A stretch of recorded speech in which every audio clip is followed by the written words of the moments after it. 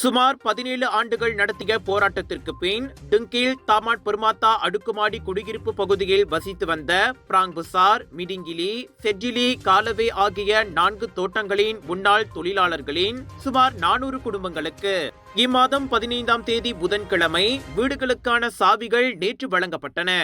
நாட்டின் நிர்வாக கேந்திரமாக விளங்கும் புத்ராஜயாவை அமைப்பதற்காக அப்போது அங்கிருந்த பிராங்புசார், மிடிங்கிலி, செட்ஜிலி, காலவே ஆகிய 4 தோட்ட தொழிலாளர்கள் அங்கிருந்து வெளியேற்றப்பட்டு 1999ஆம் ஆண்டு டிங்கில் பட்டணத்தை ஒட்டியுள்ள தாமான் பெருமாத்தா எனும் அடுக்குமாடி குடியிருப்பு பகுதியில் குடியமர்த்தப்பட்ட பிறகு பல்வேறு பிரச்சனைகளை எதிர்நோக்கி வந்தனர்.